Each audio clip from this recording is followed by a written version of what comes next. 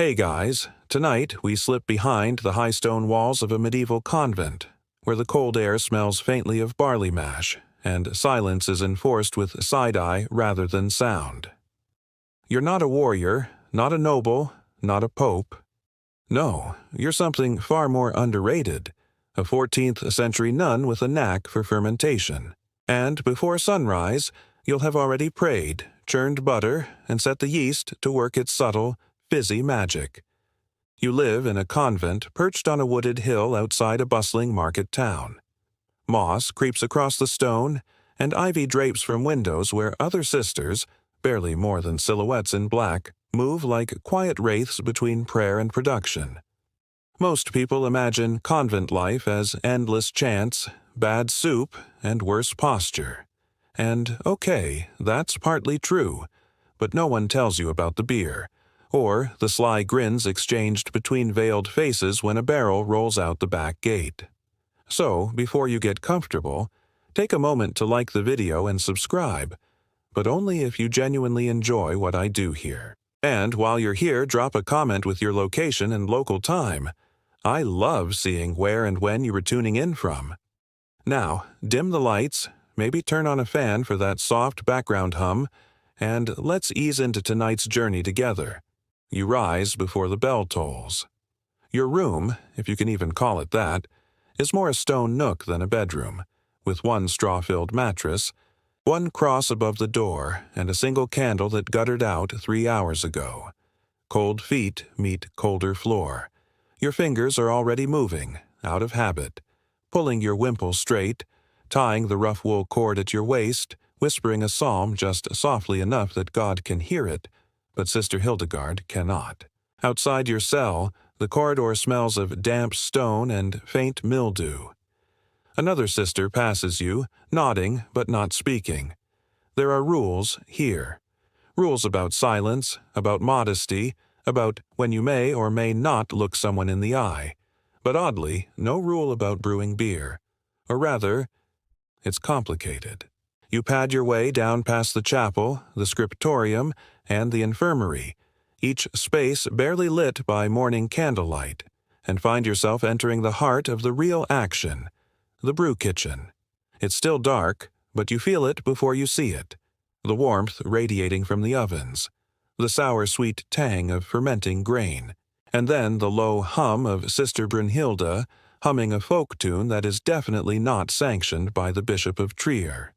This, you think, is the real sanctuary. Pots bubble, barley soaks. A row of old copper kettles lines the back wall, each dented from centuries of use. You run your fingers across one lovingly, like a knight might touch their sword. This is your holy weapon, your sacred task. To brew beer, not just for the nuns, though yes, you all drink it, but for travelers, pilgrims, and even a few suspiciously wealthy patrons who stop by the guest house and always leave with a smile and a cask. Officially, it's called liquid bread. Unofficially, it's the best brew within 20 miles. You help Sister Agnes stir the mash. A thick, bubbling mix of water and grain that resembles oatmeal's darker, angrier cousin. The smell rises like steam from an altar. Somewhere under the scent of roasted barley, you detect cloves. Not standard, but Sister Agnes likes to sneak them in when she thinks no one's watching. "Holy Father, bless our yeast," she mutters, then winks. You're not sure if it's a prayer or a joke. With her, it's always both. One historical fact that might interest you before sleep fully claims your mind. In medieval Europe, nuns and monks brewed beer not as a novelty, but as a necessity. Clean drinking water was often unreliable, and low-alcohol beer, called small beer, was safer and filled with calories. Children drank it, the sick drank it, and the clergy, they drank it enthusiastically. But here's the fringe tidbit that never makes the textbooks. Some convents became so good at brewing that they outperformed the monks next door. While monks were focused on copying manuscripts and singing in Latin, some nunneries were quietly building beer empires. Entire communities funded by foam. Historians still argue whether these women were seen as economic innovators or tolerated anomalies. Did the Church encourage this entrepreneurship, or simply turn a blind eye while the coins rolled in? It's hard to say. Many records mysteriously omit the names of these brewers, perhaps to preserve the illusion that women were too pious to engage in commerce. Yet their beer recipes survive, tucked in margins of herbal manuals and prayer books. As you ladle hot water from the cauldron into the mash tun, you can help but notice that Sister Brunhild has slipped something wrapped in cloth into the corner cupboard. She catches your glance and frowns, a silent warning. Whatever it is, it's off the books. Possibly a bag of extra hops, or something more experimental. Last time she hid a fennel infusion for digestion, the entire convent burped through vespers for a week. Outside, the sun is barely edging over the convent wall, and the town below begins to stir. You know soon you'll hear bells, hooves, carts, shouts. But for now, it's just the gentle bubbling of mash and the quiet rhythm of wooden spoons against copper pots. Not all moments in history are battlefields and kings. Some are this: a quiet kitchen, a secret ingredient, a flickering flame under a barley brew, and the knowledge that even in a world that often silenced women, there was one space where their hands and their hops did all the talking. You've barely finished skimming the scum from the bubbling mash when the clatter of sandals on stone signals the arrival of Sister Theodrada. She's the convent's official record keeper and unofficial mood monitor. Her face wears the expression of someone who disapproves of 87% of all earthly behavior, including, but not limited to, giggling, excessive clove use, and improperly folded habits. She pauses in the doorway, sniffing the air like a hound on the scent of rebellion. You freeze mid-stir. "I trust the wort is being treated with the appropriate reverence," she says, which is her way of asking if you've been messing around with spices again. You nod solemnly, trying not to glance at the cupboard where Brunhilde's secret stash resides. There's a tense moment of silence.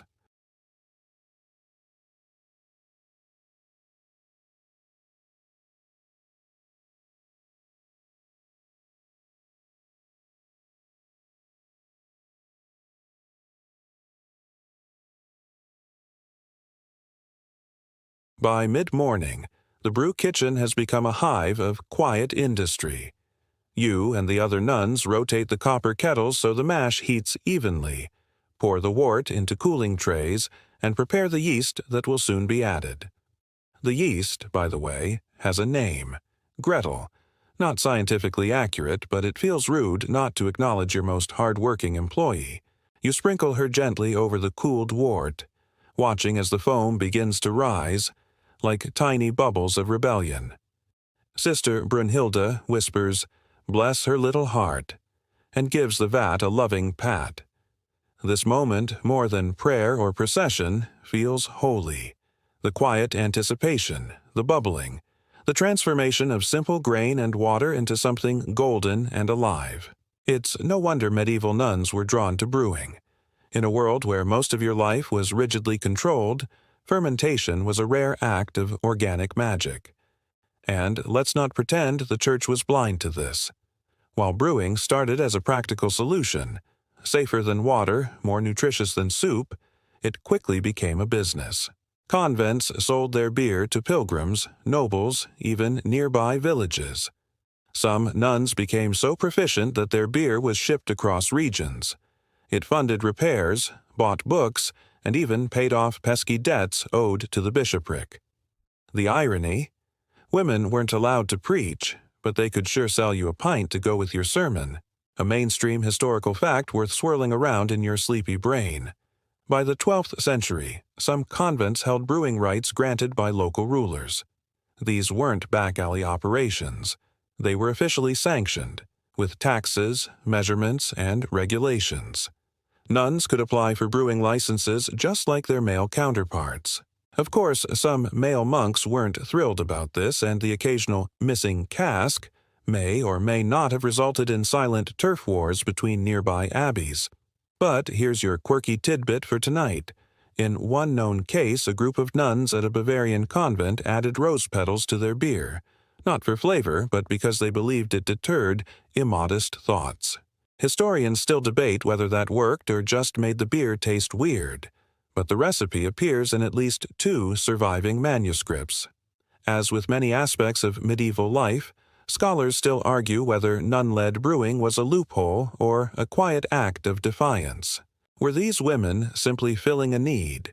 Or did they understand, on some level, that every coin earned gave them just a little more autonomy? You suspect it's the latter. Why else would Sister Brunhilde insist on hiding that jar of licorice root behind the pickling barrels? Not exactly regulation. Later in the day, a lay servant named Otto arrives to cart off the finished barrels. He's squat, cheerful, and more beard than face. You help him lift a keg onto his cart, your arms aching from the morning's work. "Back again?" you ask. "Course," he says, winking. "Town council's addicted to the holy stuff. Says it makes their meetings more tolerable." You smirk. "Tell them to try listening to Sister Theodrata for an hour." Otto shudders. "Rather drink vinegar. The barrel is heavy, but there's pride in its weight. That's your brew, your wort, your Gretel. It'll be poured in taverns, homes, and maybe even a noble's hall before the week's out. Not bad for a product made in silence and candlelight by a group of women who technically aren't supposed to have hobbies. There's still much to do before evening. You must clean the kettles, scrub the floors, and prepare tomorrow's grain soak. But for a moment, you allow yourself to stand in the archway and breathe in the scent of malt, herbs, and yeast. It smells like effort, like tradition, like a secret no one bothers to ask about. If anyone were to ask you, though they never will, you'd say this isn't just brewing.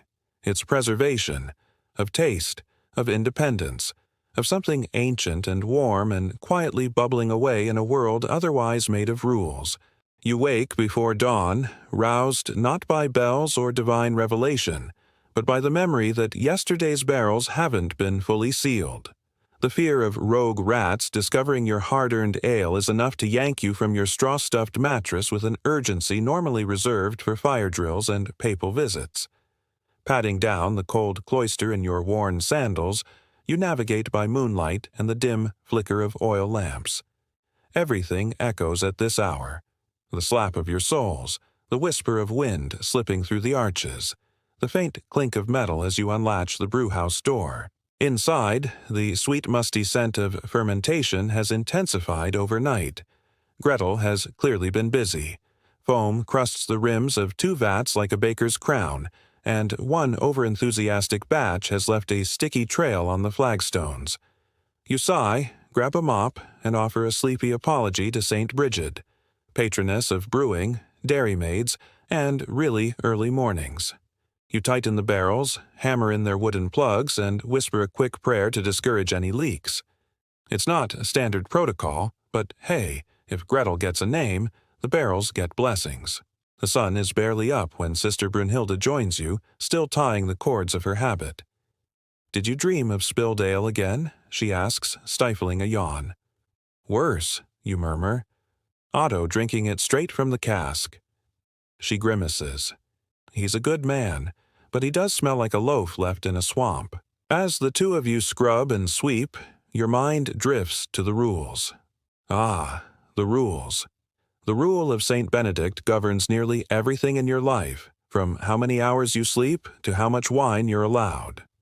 Technically, beer isn't mentioned, but that didn't stop Mother Superior from commissioning a revised rule of the brew, hand-copied in neat Latin, naturally. It outlines when brewing can happen, how much can be made, and the ratio of profit allowed to go toward extraneous ornamentation, which is code for the carved ivory comb someone snuck in from Flanders. Still, loopholes are life. One clever clause reads, "What is not explicitly forbidden may be pursued with modesty and prayer." And that, dear listener, is how licorice root became a standard ingredient. You reflect on one of the convent's earliest brewing records, inked by a now-sainted Sister Apollonia, whose handwriting was impeccable and whose patience with yeast was legendary. She pioneered the 3-day ferment rule still used today, and also once excommunicated a mouse for chewing the edge of her parchment. A mainstream fact to chew on with your morning bread. Many medieval convents served 3 kinds of beer: the strong stuff, for nobles and guests, the daily brew, for the sisters, and the weak child's version, known as small beer, barely alcoholic, often sipped like breakfast tea. Most nuns preferred the middle-tier brew, not too weak, not too head-thumping. Goldilocks would have approved. But here's your fringe fact for the evening. In one obscure manuscript, Sister Apollonia mentions adding ground oyster shell to a barrel to calm the vapors. No one's quite sure what she meant by that, but it might have been a remedy for indigestion, or perhaps an early attempt at clarifying the brew. Historians still argue whether such additions were spiritual metaphors or just acts of desperation when the hops ran out. Today, you face a dilemma that isn't covered in the rule of the brew. Sister Clara has been experimenting with adding lavender to one of the secondary barrels. It smells divine, like summer air and clean linen, but the taste, you're not so sure. Last batch turned out like soapy regret. She corners you after breakfast in the herb garden, clutching a wooden spoon and a hopeful smile. "Just a taste," she says. "Tell me it doesn't sing hymns on your tongue." You do taste it, and to be fair, it sings. Just not hymns, more like the shriek of a lute string snapping. You try for honesty without cruelty. Maybe tone down the lavender? Clara nods, crestfallen. I was aiming for contemplative. Right now, it's more aggressively pious. She sighs and dumps the rest into the compost with a muttered apology to Saint Hopsalot, an imaginary saint you invented during last year's festival and who now features in several in-jokes and one alarming mural involving dancing barley. As the sun climbs, you return to the cool of the brew house. The kettles need scouring. The staves must be checked for warping. It's not glamorous work, but there's something profoundly grounding about it. Beer doesn't lie. If it's bad, it tells you. If it's good, it becomes legend. You take a moment to study one of the old ledgers. Vellum stiff as bark, script sharp as nettles. The entries are dated, weighed, and annotated with comments like "divine fizz" and "tastes of remorse." You picture the long line of sisters who brewed before you, their hands chapped from scrubbing, their robes stained with wort. Somewhere out there, beyond the convent walls, brewers with names like Heinrich and Otto and Willem are boiling their own batches, likely louder, messier, and with far more spilled ale and grumbling. But here, it's quiet, intentional. You don't need to shout over the clamor of tavern songs. You just listen to the bubbling, the creaking of wood, the whisper of history carried on a barley-scented breeze.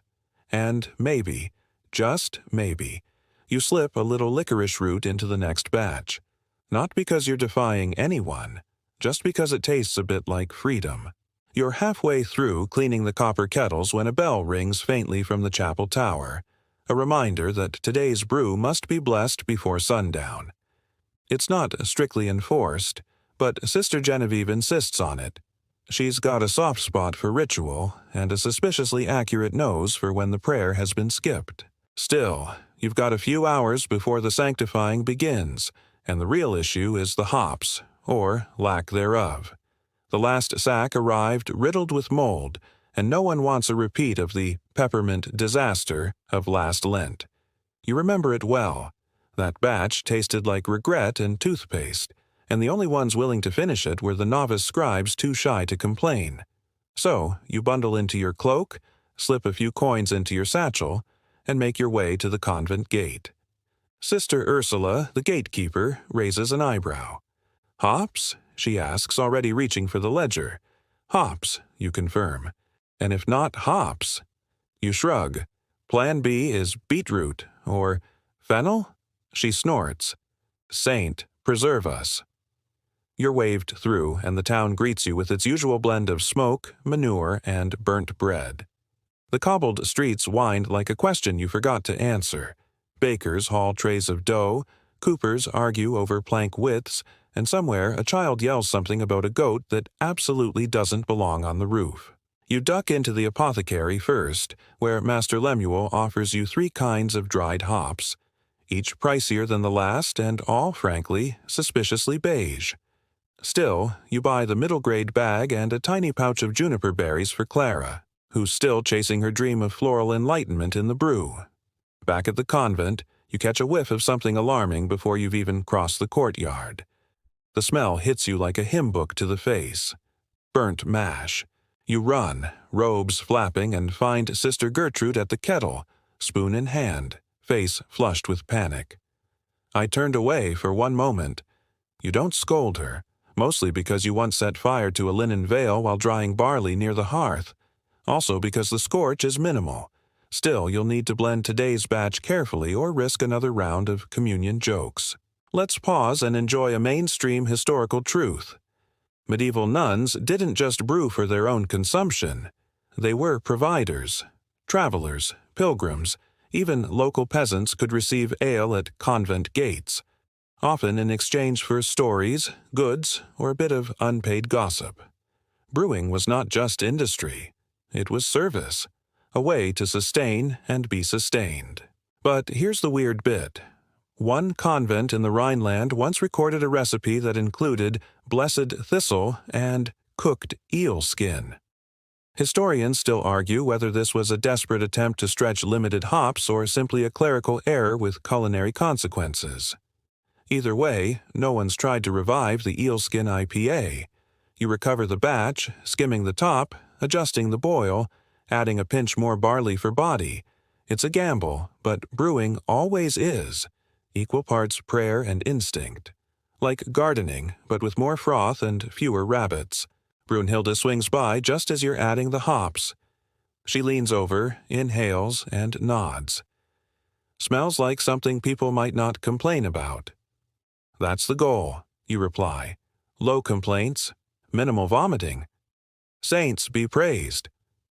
As the brew simmers, you take time to prepare the fermentation barrels. You run your hands over the iron hoops, check for leaks, and hum an old lullaby that somehow keeps rhythm better than counting. Your fingers are sticky with resin, and the hem of your habit smells like smoke and malt. It's strangely comforting. Clara pops in, excited. What if we serve the next batch with a rosemary biscuit? Won't that seem too coordinated? She shrugs. Some people like themes. You can't argue with that, and secretly you like the thought of nuns casually revolutionizing beer pairing centuries before anyone coined the term gastropub. As evening nears, the brewing slows. The kettles cool. The mixture is thick, cloudy, full of promise. You strain it into barrels, hands steady, breath slow. This is the part that always feels sacred. More than prayer, more than psalm. The moment where chaos becomes order, or at least something fizzy and palatable. You haul one small barrel into the chapel yourself. Genevieve meets you at the door, cassock crisp, eyes narrowed. You remembered the blessing. I remembered you'd find out if I didn't. She gestures, and you place the barrel near the altar. The chapel smells of incense and barley, an oddly comforting mix. Genevieve lights a taper, mutters a few Latin lines, and anoints the wood with a thumb dipped in holy water. The ritual is brief, but it feels right. A nod to the divine in a world of sticky mash and questionable hygiene. Afterward, you sneak a quick sip from the sample ladle. It's warm, unfiltered, just on the edge of bitter. You nod. It'll do. And that's when you hear it. Singing. Not hymns, not chants. Something off-key and joyously chaotic. The novices are in the refectory again, sampling yesterday's batch. You close your eyes, breathe in, then exhale a wordless prayer for minimal breakage and no spontaneous dancing. Too late. A mug clatters, followed by a loud, "Hosanna!" You smile, just a little, and carry the remaining barrels back to the cellar, already imagining what tomorrow might taste like. You wake up the next morning with a faint throb behind your eyes. A combination of late-night barrel hauling and that one unwise sip of the experimental rosemary batch Sister Clara was so proud of. The air in your cell is cool, scented faintly with lavender from the sachet tucked under your pillow. Outside, the bells chime the hour with all the subtlety of a goat falling down a stone staircase. You dress slowly, stretch once, and wince. Maybe lifting 3 barrels by yourself wasn't the smartest plan, but someone had to do it. Gertrude has a bad hip, Brunhilde pretends not to, and Clara can barely lift a watering can without invoking Saint Apollonia for strength. By the time you reach the brew cellar, the air is already heavy with yeast and possibility. The barrels rest in their neat rows, each covered with a cloth embroidered with a small cross. Sister Genevieve's idea, a little touch of holiness to keep the wild yeasts away. Does it work? Who knows? But nothing's exploded lately, so maybe it's best not to question it. You check the fermentation. The new batch bubbles happily, a living thing, gurgling and shifting in its dark wooden nest. You tap the side of one barrel, listen to the hollow thrum, and smile. Not bad for a brew that nearly burnt. Then comes the part no one ever volunteers for, scrubbing the old kegs. The stale ones, the leaky ones, the ones that smell vaguely of feet. You drag 3 offenders into the courtyard and begin the slow, wet process of scraping, scalding, and rinsing. It's not glamorous, but neither was St. Benedict, and look how far he got. A cart rattles up to the convent gate. You recognize the driver, Bastian, the one-eyed cooper who delivers half your barrels and twice your trouble. He hops down, grins with all 5 of his remaining teeth, and calls out, "Got your casks, and maybe a tiny gossip parcel." You raise an eyebrow. "We'll take both." As you inspect the new barrels, 1 split, 2 perfect, 1 suspiciously damp, you ask the inevitable. "So, what's the gossip?" Bastian lowers his voice. "New ale house opening near the market, run by monks." "Of course it is. They're calling it the Cloister's Cup. Real fancy, painted sign and everything." You sigh. Just what the world needs. Competitive clergy. He leans in. "Word is they're importing spices from Venice. Clove, cinnamon. One even said something about nutmeg." You groan. Is nothing sacred? But deep down, you're curious. A dash of clove in a dark brew? A sinful thought. Perhaps a future experiment? Here's a solid historical fact to wash that down with. Medieval nuns didn't just make beer. They refined it. Many convents developed signature recipes, some fiercely guarded.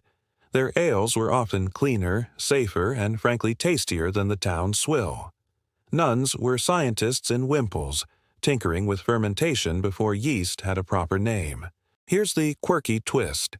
At least one Bavarian abbess wrote about singing to the wort during fermentation, claiming it kept the bubbles cheerful. Historians still argue whether this was genuine ritual, psychological placebo, or just an excuse to practice psalms while checking on the brew. You whistle tunelessly as you finish rinsing the last keg, just in case. Can't hurt to keep the bubbles in good spirits. Inside the refectory, Clara and Brunhilde are deep in debate over the next batch's ratio of barley to rye. Sister Genevieve sits nearby, quietly mending a torn sleeve, pretending not to eavesdrop but obviously judging both sides. You sit down, dripping slightly, and sip from your clay cup. Yesterday's ale, slightly cooled, perfectly decent. The rye faction makes a passionate case for earthiness. The barley loyalists counter with tradition and digestive harmony, whatever that means. You raise a hand. "What about oats?" you say. Silence. Then Brunhilde grimaces. "We're not making breakfast." "Or worse," Clara whispers, "porridge ale." Still, the idea sticks in the back of your head. Maybe. Just maybe. You're halfway to your notes when Sister Agatha bursts in, red-faced and winded. "Inspection," she gasps. "Bishop's men, coming at noon." Everyone freezes. You could hear a spider sneeze. The bishop's men, with their little ledgers and their disapproving eyebrows and their irritating habit of sniffing everything like they were born dogs instead of clergy. Last time, one of them accidentally dropped a feather quill into the wort and declared it blasphemously frothy. Panic doesn't help, but you allow exactly one communal scream before switching to command mode. Scrub the floors, hide the fennel batch. Clara, for the love of St. Bridget, put a veil over your rosemary experiment, and someone lock the library. Last time they read the fermentation poems. What about the secret ledger? Gertrude whispers. You blink. We have a secret ledger? I meant the other ledger. You know, the one with Clara's drawings of beer angels. Oh, that. You hide that one, too. The rest of the morning is a blur of brooms, buckets, and one near-death experience involving a mop and a slippery tile. By the time the inspectors arrive, the brewery gleams like a sermon on cleanliness. You greet them with a bow and a smile that says, "Please don't ruin this for us." They sniff, they frown, they mutter. One scribbles something in his book. Another taps the barrel and listens. You hold your breath, literally. He has very garlicky breath. Eventually, the lead inspector clears his throat. This batch, it smells acceptable. You dare not smile. That would be gloating. He adds, and the label, quite tasteful. You glance at the hand-painted sign above the barrels. Ale of the Blessed Sisters. Mild, fortifying, mostly intentional. Clara winks at you. You stare at the floor to avoid breaking into giggles. The inspectors leave. No fines, no lectures, just a vague warning about modesty in naming future ales. You breathe again. That night, over modest mugs of celebration brew, you look around the table, your ragtag crew of fermenting, praying, hymn-humming sisters, and feel something like pride, or maybe just barley burps. Hard to say. Still, for one moment, in the candlelit flicker of an ancient refectory, you think, we might just be the finest brewery in Christendom, and possibly the only one with a secret angel ledger. The day after the inspection dawns with that deceptive stillness, the kind that says something's about to go weird, but won't give you the decency of a warning. You stretch, yawn, and briefly contemplate pretending you've caught some obscure monastic ailment so you can lie in for another hour. But the beer won't brew itself. Not unless yeast develops ambition.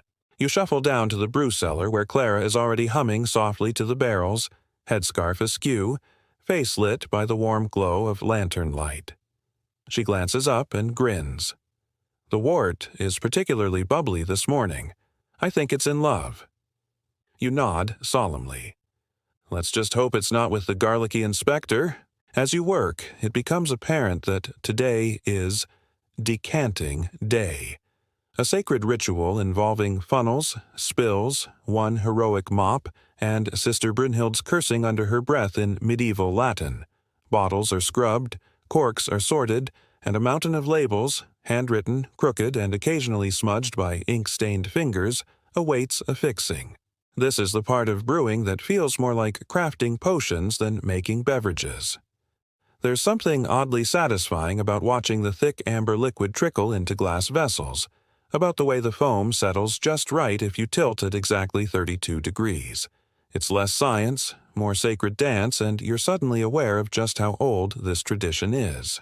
Here's your historical gem. In parts of the Carolingian Empire, monastic brewing was so revered that kings offered tax breaks to abbeys that made high-quality beer. It wasn't just a beverage, it was a divine duty. Liquid bread, holy hydration, blessed bloat. But there's also the odd detail modern history books don't quite emphasize, like the fact that some nunneries allegedly added crushed eggshells or ash to their brews for clarity. Historians still argue whether this was a genuine purification method or just kitchen chaos repurposed into theology. As you line up the finished bottles, each bearing that smiling nun stamp Clara insists adds charm and slight threat, you notice Sister Agatha holding a letter with the kind of grim expression usually reserved for confessions or discovering mold in the flour sacks. She clears her throat. It's from the Archbishop. Oh, good, you mutter. Fan mail. It says, she squints, he's heard of our excessive enthusiasm for brewing and wishes to send a spiritual advisor. You freeze mid-cork. Define spiritual advisor. Brunhilde frowns. That's code for a spy. Or a tattletale, Clara offers, too cheerfully. You all gather to read the letter again, hoping it will say something less terrifying the second time. It doesn't. Just a firm announcement. One Brother Oswin, to arrive by week's end, to assess devotional balance in daily labor. You exhale. Devotional balance. Wonderful. Does he want us to sing psalms while scrubbing the stills? Gertrude shrugs. I already do. You consider stashing her in the wine cellar until he leaves. In preparation, the brewing schedule becomes, well, less sinful, less experimental. You hold back the spices, reduce the barley enthusiasm by 12%, and nix the idea for Winter Devil's Brew with the triple fermentation and cinnamon bark. Clara pouts for an entire afternoon. Brother Oswin arrives on a Wednesday. He is pale, severe, and smells like mothballs and rainwater. His sandals are too clean for someone who's ever walked anywhere muddy, and his eyebrows could cut glass. He greets you all with a nod so shallow it might count as a shrug in monk speak. You show him the brewing facilities, the prayer room, the garden, the chickens. He nods, frowns, writes things in a very small notebook. Clara whispers, "He's writing sideways, like a spy." You pretend not to hear. That night, dinner is subdued. Oswin joins you at the long wooden table but eats with a kind of performative quiet, as if chewing too loudly might compromise his holiness. He doesn't touch the beer, just sips water. You all glance at one another. Not touching the beer is practically a crime in here. He finally speaks. It seems orderly, for now. Brunhilde grunts. The "for now" is ominous. Oswin replies, "All things reveal themselves in time." Like yeast, Clara says brightly. You kick her under the table. The next few days pass in a weird twilight zone. You try to keep everything visibly holy, chanting more obviously, praying with a little extra dramatic flair, wearing veils even when no one else is around. The beer keeps bubbling. The bread keeps rising. But the joy is a little strained. And then, one morning, you catch Oswin staring at the fermentation vats with a look that is definitely not disapproval. You pretend not to see it, but you file it away. The next day, he corners you near the herb wall. "This rosemary batch, is it finished?" You blink. "Nearly. Why?" "I have read about aromatic brews, but never tasted one." You narrow your eyes. "Are you asking for a sample?" He straightens. "For theological purposes." You sigh, pour him a thimbleful, and watch as he sips. He tries very hard not to like it. He fails. Later that evening, you find him in the courtyard, alone, nose in the air, as if sniffing the lingering scent of hops on the wind. The next morning, he requests to observe the brewing. By noon, he's asking about mash temperatures. By evening, he's measuring barley grains with alarming precision. It's both endearing and deeply suspicious. Here's a fun quirk to hold on to. In some monastic circles, beer brewing wasn't just allowed, it was sacred science. Manuals were written with references to saints, and brewers often started each batch with a prayer. Historians still debate whether certain marginal notes in these manuals, like "do not overboil" or "Saint Hildegard will frown," were jokes, warnings, or both. By the time Friday rolls around, Brother Oswin is gently stirring a kettle with the same reverence you've seen him use while reading scripture.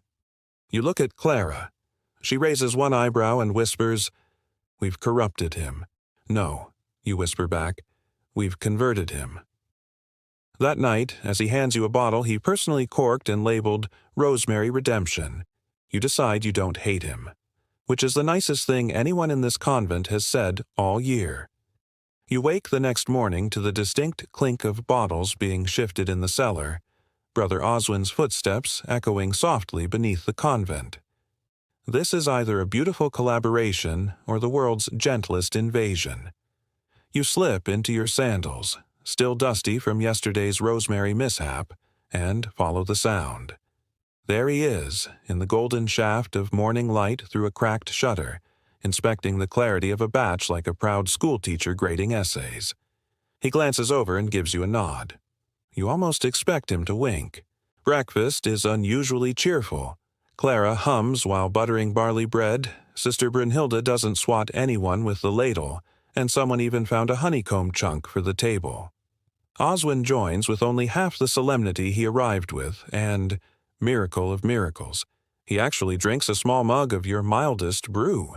You feel like you've won a theological debate with Bubbles. But all good things, as history so often insists, are a prelude to trouble. Just as you begin your post-breakfast cleanup, the outer bell clangs.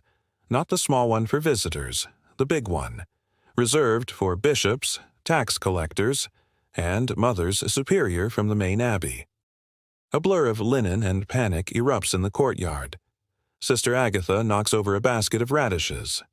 Clara lets out a sound between a gasp and a goat's bleat. You race to the gate. Enter Mother Eisentrud of the Abbey of St. Melania the Unshakable. She lives up to the name. Tall, severe, eyes like ice chips dunked in vinegar. Her traveling cloak is spotless despite the mud. Her entourage includes 2 scribes and a mute novice who carries nothing but a single, ominously blank scroll. She smiles. It does not reach her eyes. I'm here, she says, to investigate certain rumors. You open your mouth, close it, nod instead. Thus begins the longest day of your brewing career. She inspects the nuns' quarters, the garden, the library, which she disapproves of, it has too much poetry, and finally the brew room. She stares at the rows of bottles, then at you, then at Brother Oswin, who, to his credit, does not visibly sweat. Tell me, she says, why this convent has submitted 3 times as much ale to the bishop's table this quarter than any other in the region. You consider 1. Lying, 2. Fainting, 3. Distraction via fire alarm. Instead, you say, our yeast is very devout. Oswin coughs to hide a laugh. Mother Eisentrud is not amused. She begins questioning everyone. Clara smiles too much and mentions Hopp's experiments. Brunhilde glares and refuses to speak in anything but biblical quotes. You try to spin a story about hydration, nutrition, and medieval sanitation. Fun, historical fact break. In many convents, beer was officially brewed for nourishment, particularly during fasting seasons. Liquid bread, they called it, rich with calories, often safer to drink than water. Historians still argue whether the nuns exploited this loophole to enjoy a little sacred buzz, or if it was genuinely a health protocol. Either way, it worked. You're snapped out of this thought spiral by Eisentrud pointing to a label. What is sinful citrus solstice? You deadpan. An experiment in penitential zest. She is not impressed. The scroll comes out. A scribe begins to write. Oswin whispers, "Don't panic," which is always the last thing someone says before you should definitely panic. But then the oddest thing happens. Mother Eisentrud tastes a bottle. Just one. Something mild and gingered. Her expression doesn't change, but she drinks the whole thing. Slowly, silently. You all wait. She sets the cup down and says, "There is discipline here, and unusual talents." Everyone blinks. "I shall write a report," she adds. "Nothing troubling, but do remember your vows." She leaves without another word. You collapse onto the nearest bench like a sack of regrets. Later, under the shade of the orchard trees, you exhale for what feels like the first time in hours. Oswin passes you a fresh bottle, one he's secretly been testing with added cardamom. "We live to ferment another day," he says. You clink bottles, very monkishly. The nuns gradually relax. Clara dances a little jig. Brunhilde mutters, "She only liked the ginger because it numbs judgment." You're too tired to argue. In the days that follow, Oswin becomes something of a fixture. Not an inspector anymore, but more like a resident taster. He even starts drafting a pseudo-theological treatise titled The Divine Proportions of Malt. You suggest adding illustrations. He insists on diagrams shaped like fish. Meanwhile, your brewery reaches a new rhythm. Less panic, more pride. You begin experimenting again, within reason. Spiced winter ales, nettle brews, a mint-honey blend that's frankly dangerous. Here's a delightfully weird bit. Some convents were known for embedding small prayers in the bottom of their bottles, written on slips of parchment and corked beneath the ale. Whether they hoped for divine fermentation or post-drinking blessings is unclear. Historians still argue if this was symbolic or just good branding. You try it once. Clara writes, "Don't chug me, I'm holy." That bottle goes missing within the hour. The convent gradually becomes known, quietly, as a place where the beer flows true. Merchants leave extra honey in trade. Pilgrims linger longer than necessary. One bishop's assistant writes asking for a tour purely for ecclesiastical interest. You know you've made it when the candlemaker down the road starts naming his wax blends after your brews.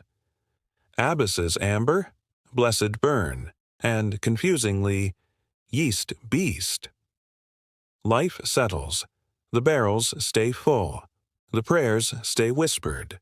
And you begin to dream of new recipes under the stars, guided by both faith and foam. You stir before dawn now, not from duty but from inspiration. Something about the hush before the bells, the breathless pause between darkness and birdsong, has become your favorite brewing hour. The brewery is cool and quiet, the air tinged with wood smoke, lavender, and the faintest trace of roasted grain. You take a deep breath and feel like the patron saint of barley herself has kissed your forehead. Your morning begins with the new malt batch. Clara's experimenting with barley roasted slightly longer. She calls it toasty grain theology. Brunhilde, who has surprisingly good taste despite a complete lack of enthusiasm for fun, insists it needs more bite. You argue mildly. The compromise? Crushed peppercorn soaked in wine, then strained into the second mash. This is how greatness happens. Unlikely collaborations and mild exasperation. Today's distraction? Bottles. Dozens of them, all needing labeling. You gather the sisters and Oswin, who's made himself strangely available despite having 3 parishes and a fish pond to oversee. You hold up a new label, St. Brunhilde's Fiery Vigil. She groans audibly. You grin. It has a cinnamon finish and a tendency to shout at your taste buds. Oswin snorts into his cup. Labeling becomes an event. The novices get involved, competing to write the neatest script. Sister Rosamond adds drawings of saints wielding tankards. You consider marketing her designs to traveling minstrels, if only medieval brand licensing existed. Historical pause. Some scholars believe certain abbeys and convents developed rudimentary branding systems. Seals or recognizable bottle shapes became associated with quality. One nun in Alsace supposedly carved a smiling cherub into every cork she sealed, earning the nickname Saint Tipsy. Historians still argue whether she existed or if she's just a brewer's fever dream. As you prepare the latest shipment for the bishop's table, complete with sealed notes listing flavor profiles, you begin to notice something odd. The return orders come quicker. The crates have small tokens inside: honeycomb, linen, even a carved wooden spoon with a smiley face and, for more, research etched into it. Clara whispers, "I think the bishop's addicted." You raise an eyebrow. "To prayer, presumably." "Sure," she says, "to prayer. And also your cardamom citrus." Meanwhile, the brewery gets a visitor, a woman in merchant's garb, though her shoes are far too clean and her jewelry slightly too tasteful. She introduces herself as Isabeau of Toulouse, claims she's just passing through. She walks the brewery floor like a curious crow, pecking at details with a trained eye. She compliments the grain mill, sniffs the hops like she's testing perfume.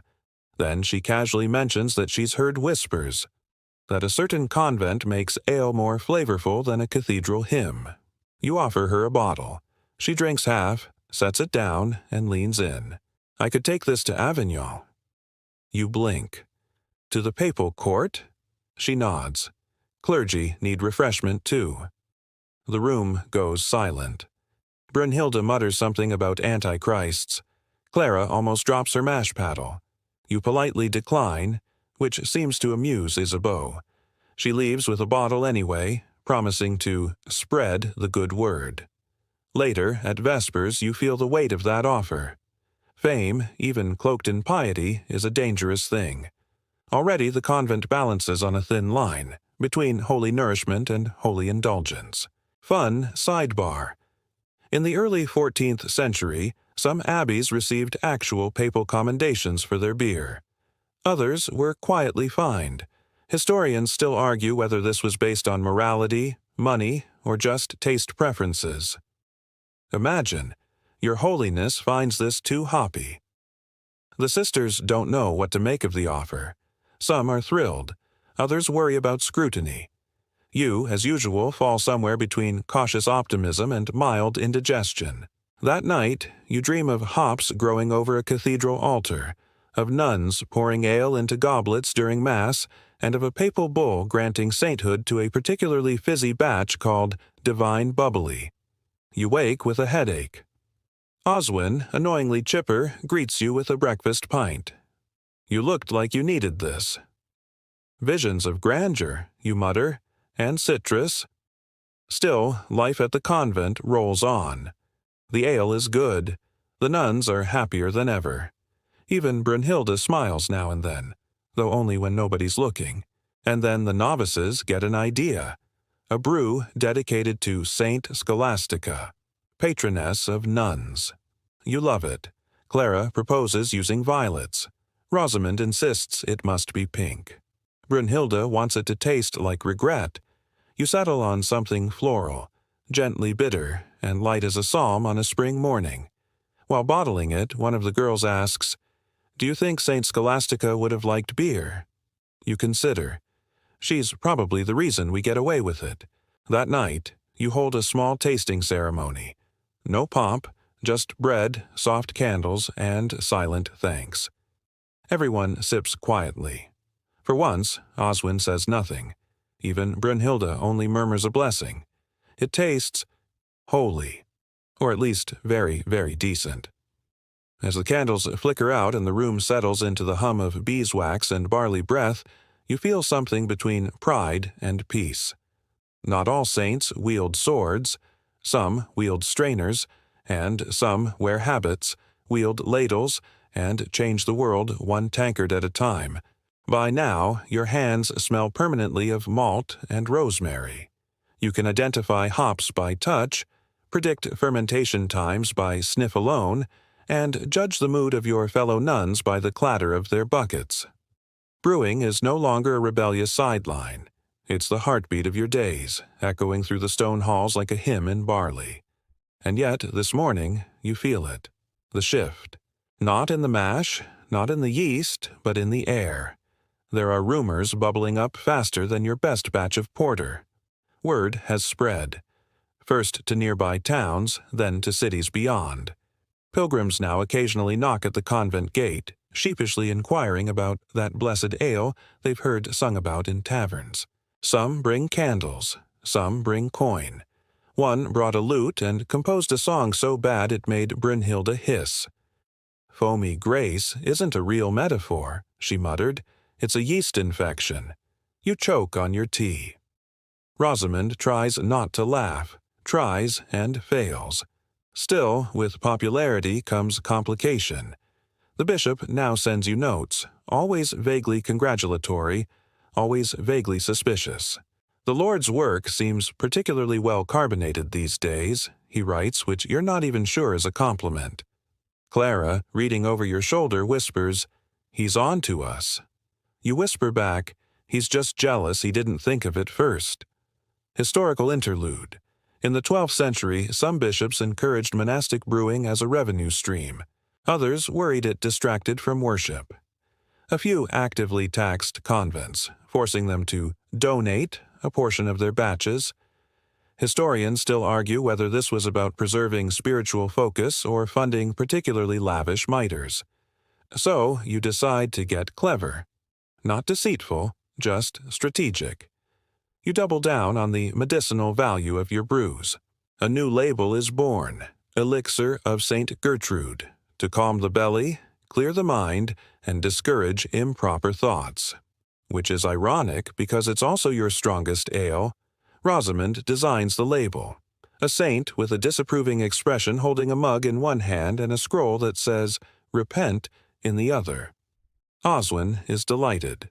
"This is marketing genius," he says, sipping it while reading the Psalms. Meanwhile, your little brewery becomes more complex. You start keeping ledgers, actual parchment records of ingredients, batches, results. Clara insists on drawing tiny hops beside her favorite entries.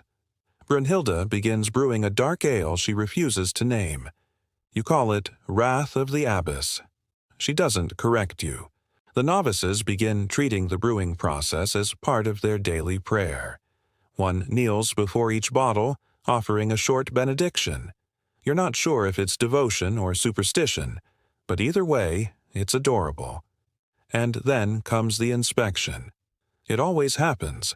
Someone, somewhere, hears just enough to send someone else.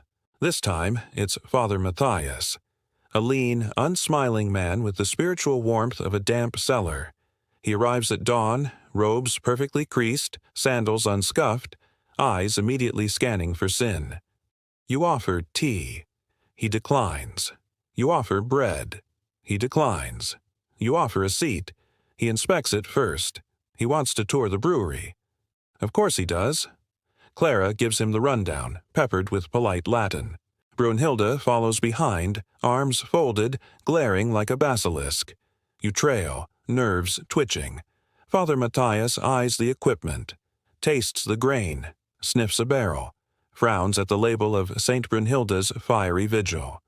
This one burns. You smile sweetly. It's meant to. He examines the ledgers, clicks his tongue, and finally clears his throat.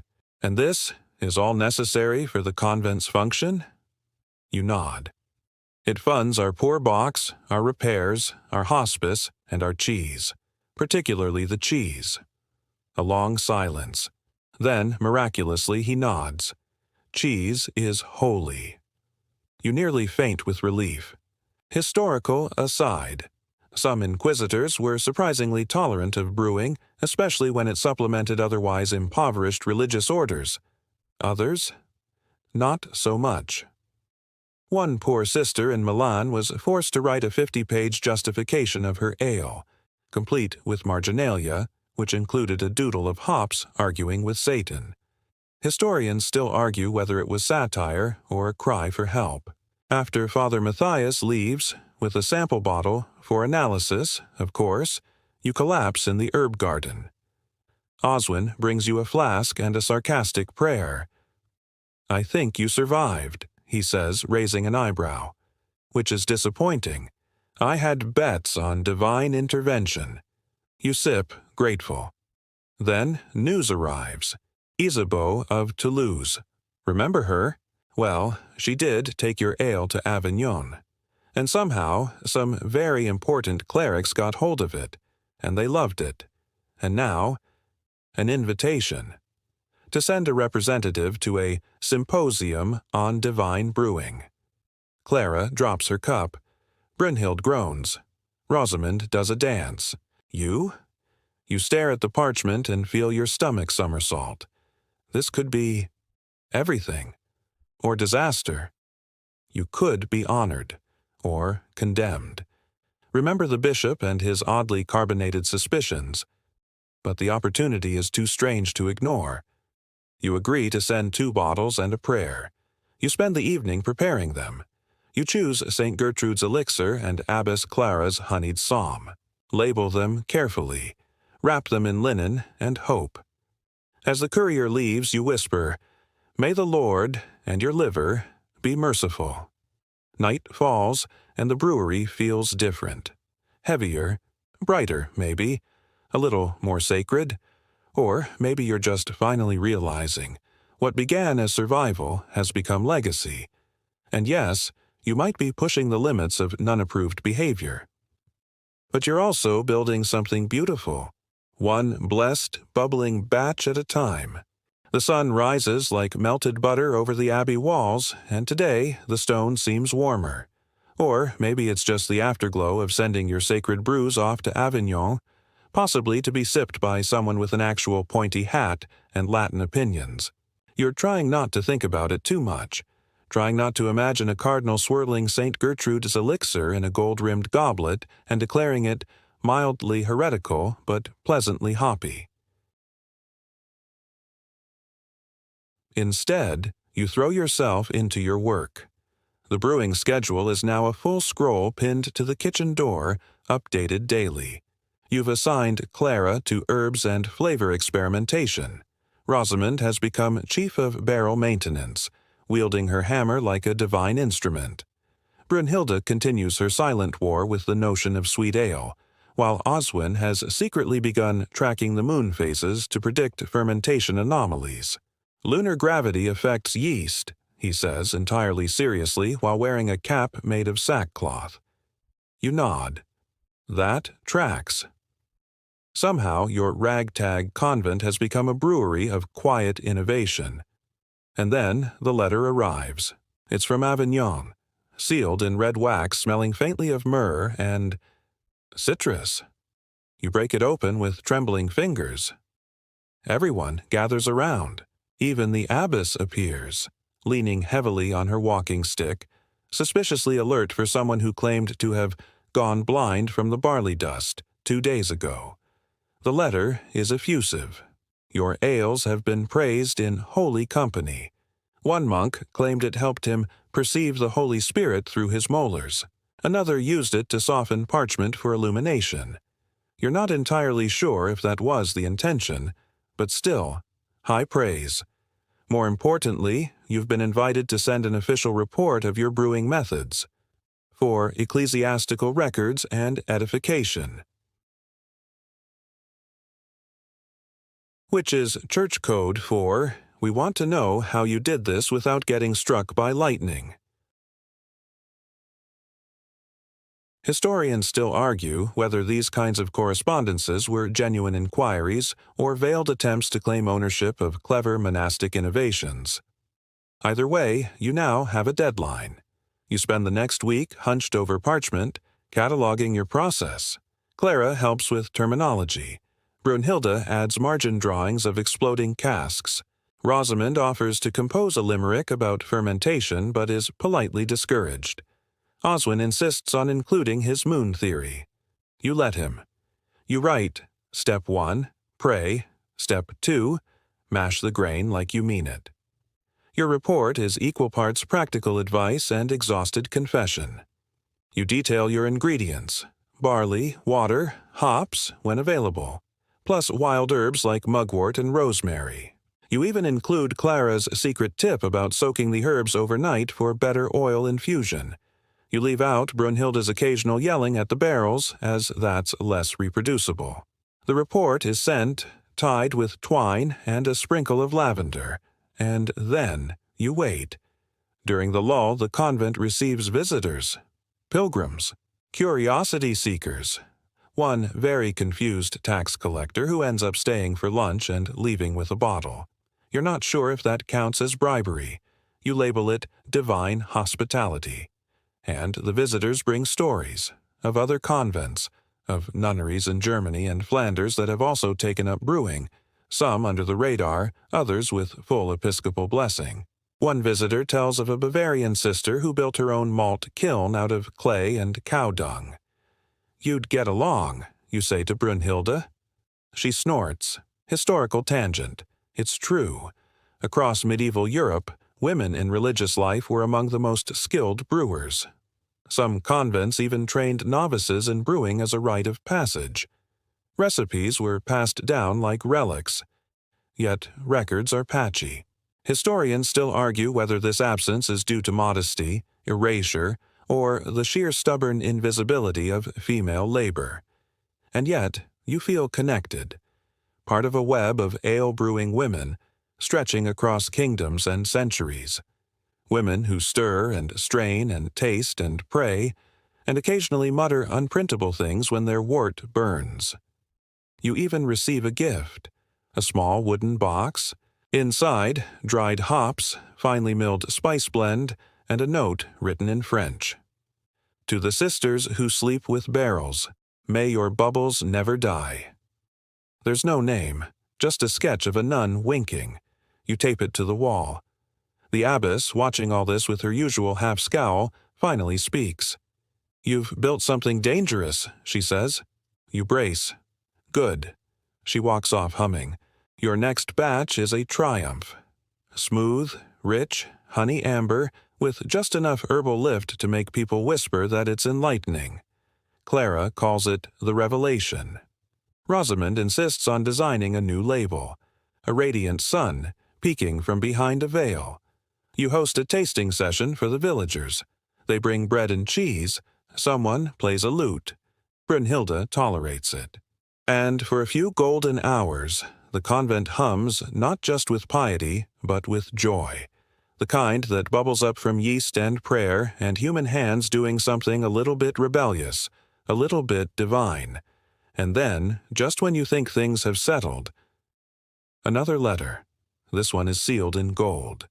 You don't recognize the crest, but Oswin does. That's from the Chancellor of Mainz. You groan. I don't even know where that is. Rosamond grins. Well, maybe he wants a barrel. You break the seal. It's not a request. It's an offer. To the Sisters of Blessed Fermentation. You are hereby invited to present your brewing at the upcoming Ecclesiastical Craft Exhibition in Cologne. You look up. Craft. Exhibition. Brunhilde raises an eyebrow. Sounds fake. Clara gasps. It's real. My cousin went once. They showcase religious arts, textiles, music, calligraphy. You blink. And now, beer. You reread the letter. At the bottom, a P.S. Please bring samples. Rosamond starts cheering. Oswin does a dance. Brunhilde mutters something about packing her hammer. You? You take a long sip of the Revelation, close your eyes and whisper, "Oh Lord, what have we done?" You spend the next 3 days in a low-grade panic, though you tell everyone you're just pacing for fitness. Because how exactly does one prepare for an ecclesiastical craft exhibition? It's not as if you can just slap a bow on a keg and call it a day, and this isn't the village market, it's Cologne, the big leagues, cathedral country, land of suspicious monks and embroidered scrutiny. And yet, there's an undercurrent of glee running through the convent. Even the abbess seems strangely invigorated, eyeing your barrels like a general reviewing troops. She assigns Oswin to oversee transport logistics, which, in hindsight, is a mistake. Oswin is a brilliant brewer but believes wagons should be optimized for cosmic alignment. You overrule him. Gently. There's also the matter of attire. You can't just roll up to Cologne in stained aprons and frothy hair. So Clara takes charge, fashioning ceremonial brewing robes from spare wool and old liturgical scraps. Yours has a discreet hop motif stitched into the hem. Rosamond's is alarmingly bright. Brunhilde refuses to wear hers, claiming it restricts hammer swing. You don't push it. As you prepare the barrels, you carefully select 3 brews to represent the convent. 1. The Revelation, of course, a flawless amber. 2. St. Gertrude's Elixir, subtle, herbal, calming. 3. The Winking Nun, a dry, spicy ale with a mysterious finish that no one has yet replicated, not even you. Brunhilde chalks symbols on the barrels for luck, though they mostly look like angry potatoes. Departure day dawns misty. The barrels are packed with straw, labeled in Latin, and loaded onto a cart that definitely creaks in a way that suggests future problems.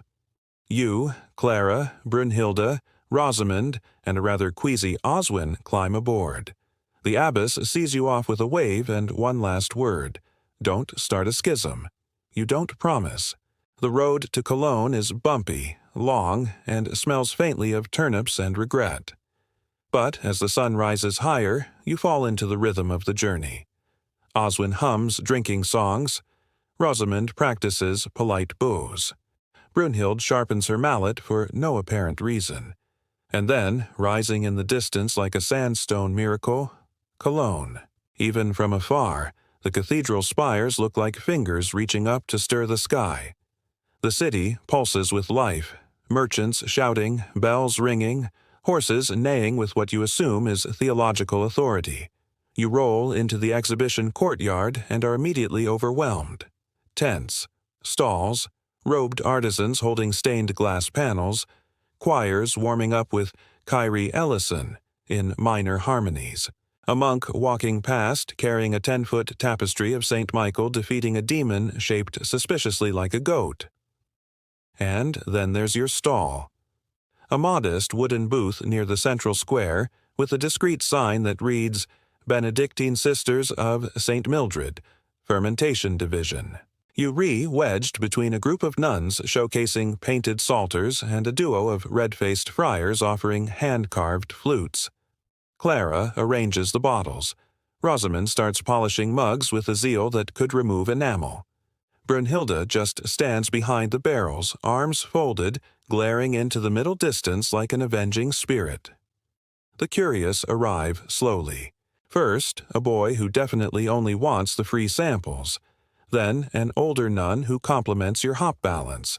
Then, a German abbot who tastes the revelation, closes his eyes and whispers, "Ah," like the breath of St. Augustine after a long walk. You decide not to unpack that metaphor, but the buzz builds. Word spreads.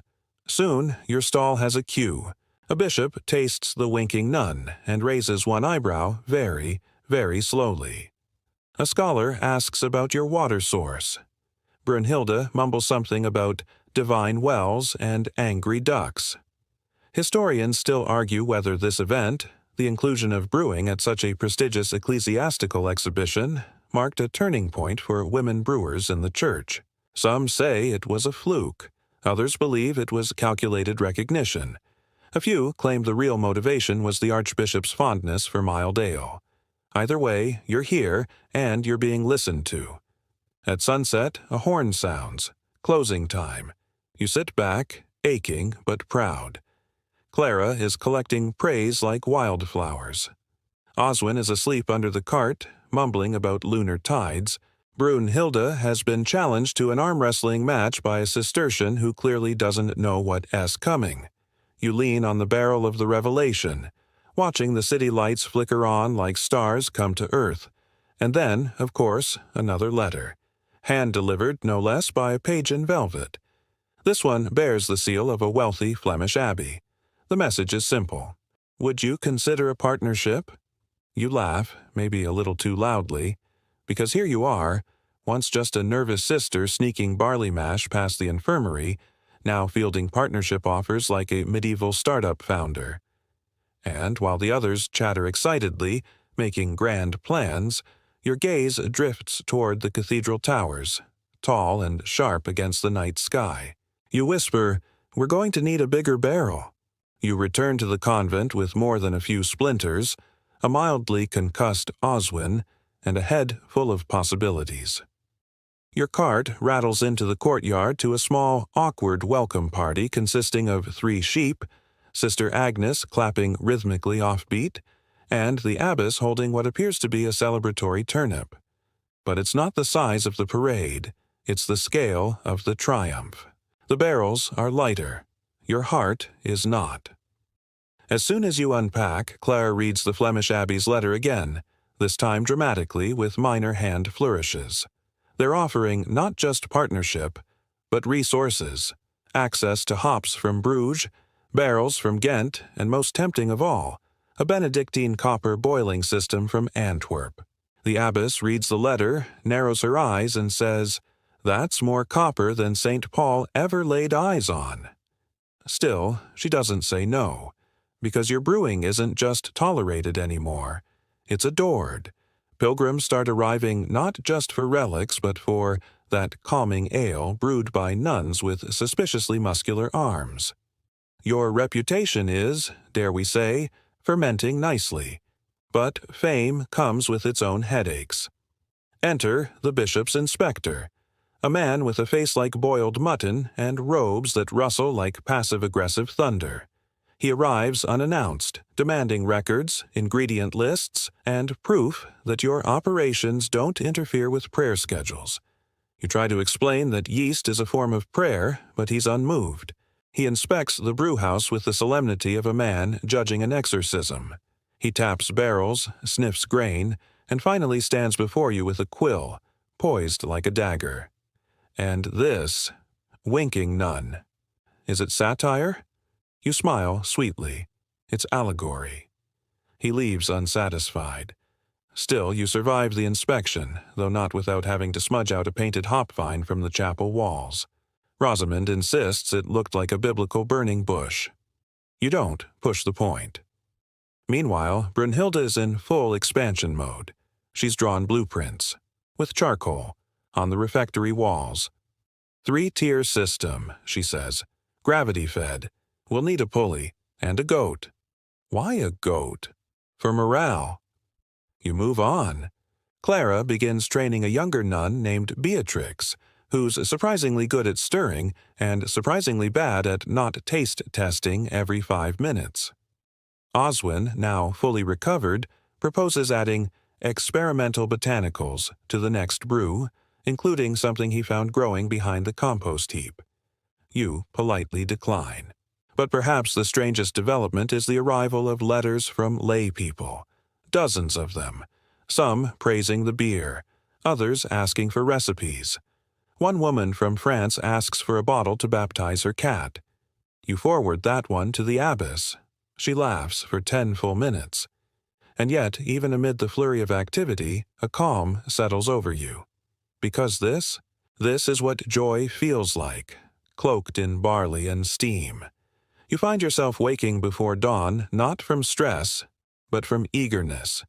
You stir the mash while birdsong echoes through the cloisters. You run your hand along barrels like old friends. You write new recipes on scraps of parchment, slipping them into your breviary like sacred texts. Historians still argue whether convent brewing at this scale blurred the lines between religious duty and commercial endeavor. Some say it corrupted the sacred. Others say it celebrated the divine through craft. A few scholars point out that it definitely paid for 2 new roofs and a schoolroom, so perhaps God was fine with it. One afternoon, Rosamond rushes to you in the courtyard. There's a monk at the gate, she pants, with a cartload of empty bottles and a small organ. You blink. A musical organ? No, a kidney. Turns out it is a musical organ, and the monk is a traveling bard who insists your ale inspired 3 verses of a drinking hymn. He plays you a sample. The rhyme scheme is questionable, but the sentiment is solid. That night, during supper, the abbess clears her throat. "I've been thinking," she begins. The room stills. Even Brunhilde stops stirring her porridge. About the Flemish offer, and others. Perhaps it's time we formalize the operation. Not just brewing. Teaching. You freeze. Teaching? Yes, she nods. Other convents. Instruction, recipes, a network. You realize what she's proposing. A kind of monastic brewing school. With you as headmistress. You, who once hid hops in your pillowcase. A soft laugh escapes before you can stop it, but the abbess only raises her cup, of the revelation, no less, and smiles. "You've turned barley into blessings," she says. "Now help others do the same." The rest of the table cheers. Brunhilde proposes forging a seal. Oswin volunteers to compose a hymn. Clara is already drawing up a curriculum, complete with diagrams and emotional tasting notes. You look around the room, at these mad, wonderful women, and think, this is what purpose feels like. And somewhere, deep in your mind, a thought bubbles up. warm and golden and just a little mischievous. Let's teach the world to brew like a nun. The curriculum starts with a joke. Literally. You're sketching out lesson plans for your brewing school when Brunhilde leans over your parchment and grumbles, "Start with the basics, like don't poison anyone." Fair. You jot it down. Then Clara adds, "Lesson 2. Brewing is not an excuse to flirt with visiting monks." Rosamond sighs, dreamy. But if he's carrying barley, and just like that, the margins of your parchment fill up with cheeky scribbles, part actual brewing notes, part comic relief. You're building something strange and brilliant. A guide for brewing nuns, by brewing nuns. Equal parts serious theology and yeast management. Word spreads fast. Other convents write to you, some with cautious curiosity, others with frantic enthusiasm. The Abbey of St. Euphrasia wants to send 3 novices. A prioress in Milan asks if you'll translate your notes into Latin. A tiny Benedictine house in Wales sends a sample of their nettle ale. You try it. It tastes like regret. But the spirit is there. You formalize your little school with a name, Brassica Sancta, or Holy Hop. You consider Sisters of Fermentation, but the abbess points out it sounds like you belong in a root cellar. The first students arrive during Lent. Irony? Probably. They come with baskets of grain, nervous eyes, and questions. So many questions. What's the best ratio of water to malt? How do you know when the wort is ready? Is it true Sister Clara once added figs by accident? She did. It was surprisingly good. You build your lessons like liturgy, practical but wrapped in meaning. Brewing becomes metaphor. Boiling is a baptism. Hops are the trials that make a soul bitter but strong. And the yeast, the wild, invisible blessing that makes life rise. Historians still argue whether the curriculum was purely instructional or something more. An act of resistance, even. After all, your students weren't just learning to brew, they were learning to lead. And in a world that rarely gave women that chance, that mattered. One evening, you find Beatrix teaching a novice how to stir without splashing.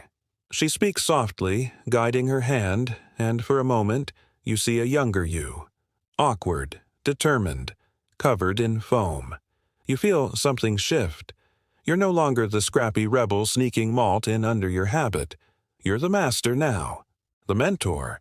And with that shift comes delegation. You trust Beatrix to handle fermentation. Clara starts running the recipe archive. Brunhilde builds an actual pulley system, using a goat only for scale. Rosamond still insists the goat was emotionally necessary. The abbess, meanwhile, writes a glowing letter to the bishop, describing your efforts as a spiritual outreach through artisanal craft. You snort-laugh at the phrasing, but it works.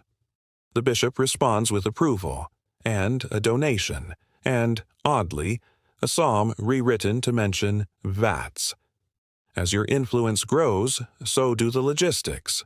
You expand the brewhouse again, adding a covered drying area for hops and a small guest room for visiting learners. You rename it the Hoppy Cloister. Oswin carves a wooden sign and insists on a pun. He is deeply, alarmingly proud of it. The funny thing is, you rarely brew alone now. And you don't miss it. Because now you walk through the brewhouse not as a lone visionary, but as part of a strange, flourishing order. You see novices laughing over sticky kettles, sisters measuring grains with reverence, and old recipes taped to walls like sacred texts. Sometimes you pause and just watch. This is what you made.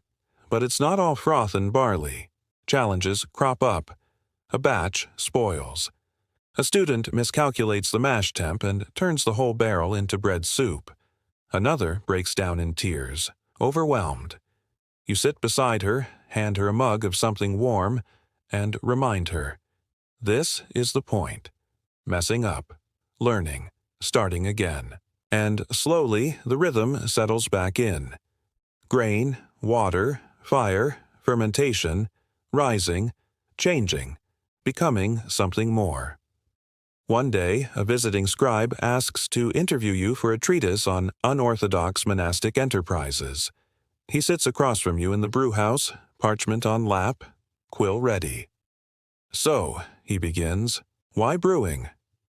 You smile, because how do you explain that this blend of sacred duty, chemical chaos, and sheer joy has saved you more times than you can count? "It's not just the beer," you say. "It's the becoming." He looks confused. You don't mind. He'll get it, or he won't.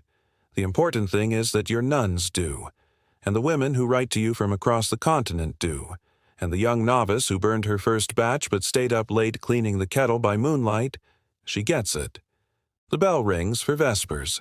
You stand, brushing barley husks from your robe, and with one last glance at the bubbling vats, you smile to yourself and whisper, "It's all fermenting nicely." The barrels are getting heavier. Not metaphorically, although yes, you do feel the weight of responsibility, legacy, and one too many fig-based experiments, but literally. As in, the demand for your beer is growing faster than the brewhouse can keep up, and your arms are now built like a plow ox. You haul a cask with Beatrix toward the storage cellar, both of you wheezing. "We need more novices," she grunts, resting halfway down the stairs. You lean the cask against the wall and nod. "Or fewer customers." Blasphemy.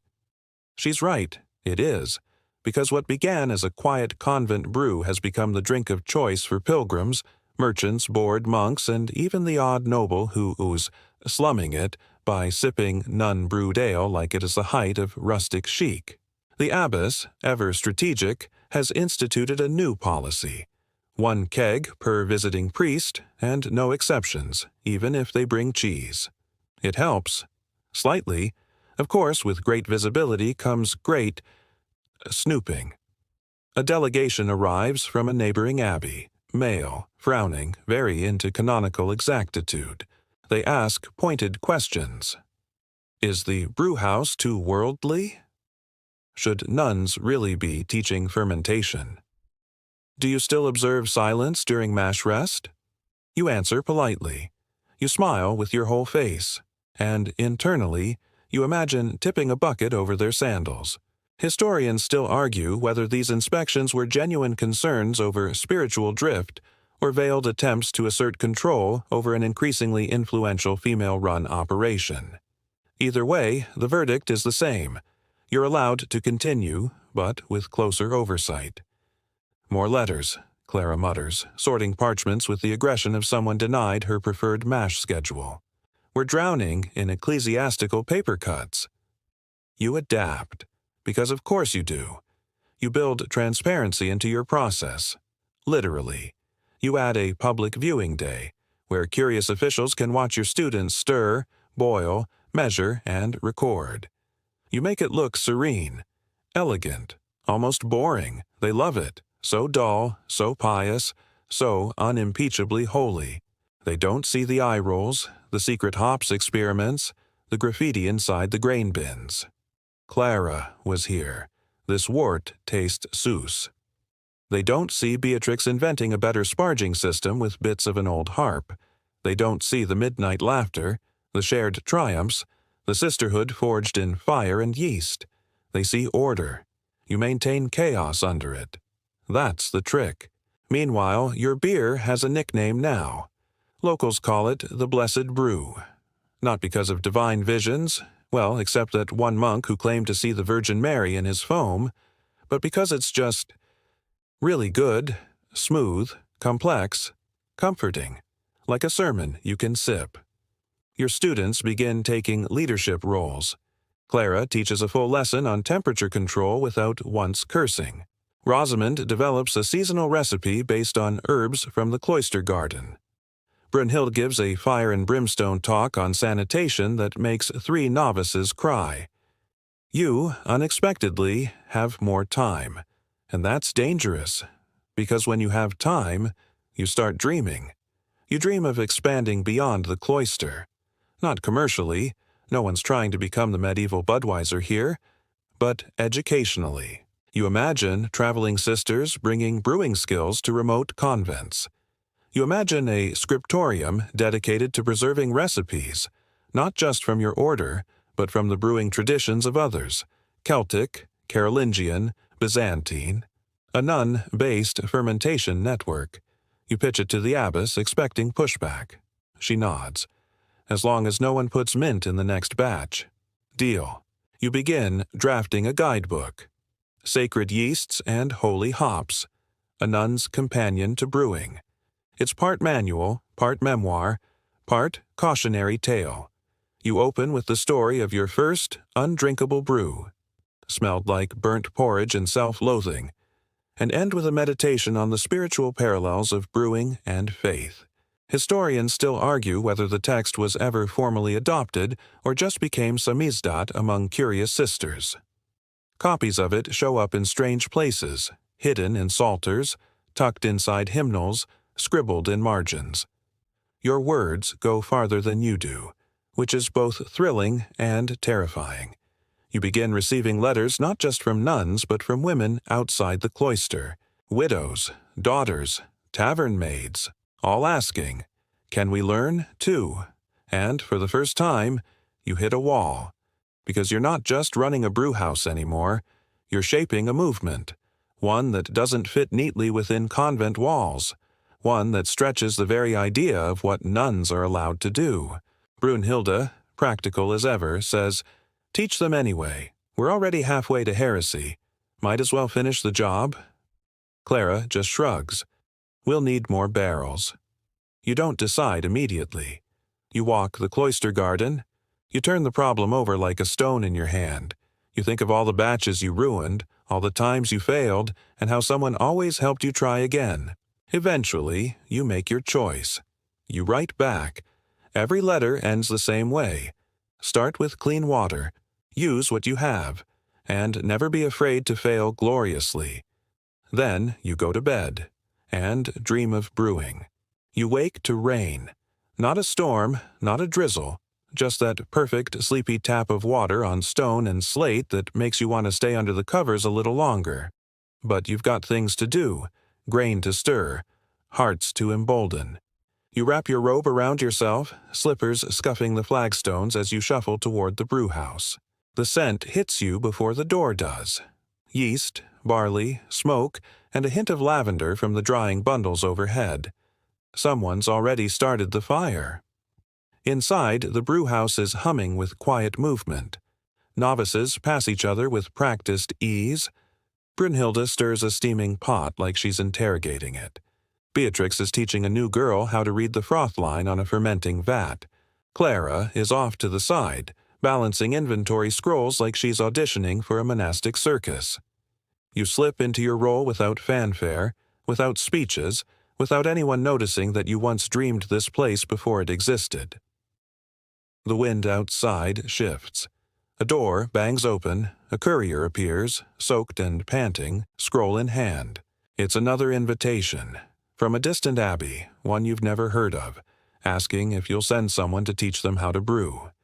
You nod, and without even needing to say it, Clara steps forward. She's ready. She'll go. Another will follow her, then another. This is how it spreads, not with proclamations, but with barrels and hands and quiet determination. You walk with Clara to the gate. Her satchel is light but filled with enough parchment, dried yeast, and stubbornness to ferment half the kingdom. She hugs you hard, and you feel something shift in your chest, like passing a torch that was never yours alone. She goes. You return to the brew house. It's quieter now, but not still. A novice spills a scoop of barley. Someone sings off key. The mash bubbles like it's laughing at you. You smile. You stir. Historians still argue whether this quiet revolution mattered in the grand sweep of medieval history, whether nun-brewed beer changed anything beyond a few thirsty villages. But you know what mattered. You mattered. Your sisters mattered. The sacred, silly, sweaty act of making something good from water and grain and time, it mattered. You're not brewing just beer anymore. You're brewing memory, lineage, defiance laced with honey. And in this moment, arms deep in mash, With the rain outside and the laughter behind you and your recipe scrolls stained with centuries of stubborn joy, you finally feel full, at peace, and only a little tipsy. Word count, 1018, wind down, 300 words. So now, as the rain continues its soft patter beyond the stone walls and the scent of warm malt lingers faintly in the air, you ease back into stillness. The brew house quiets. The laughter fades. Your fingers cool, the last barrel is sealed, and the day's fire crackles low into ash. Everything settles. You breathe in, slow, easy, like you've got all the time in the world. Because you do, here. You picture the rows of bottles corked in the cellar, the scribbled scrolls tucked into kitchen drawers, the dusty barrels sent off to places you'll never see, full of courage and coriander and clove. All of it humming with the patient rhythm of women who refuse to be ordinary. And now you rest too. The stone beneath you is solid and old, the wooden beams above, silent, strong, still holding, and your breath, gentle now, floats like steam from the last boil of the day. Let the rain sing you to sleep. Let the soft memory of warmth cradle your thoughts. Let your dreams be filled with copper kettles and lilac-tinted sky and the steady beat of a heart that made something good, quietly, again and again and again. You've done enough. You are enough. Sleep well, brewer. Sleep well, sister. Sleep. End of script. Sweet dreams.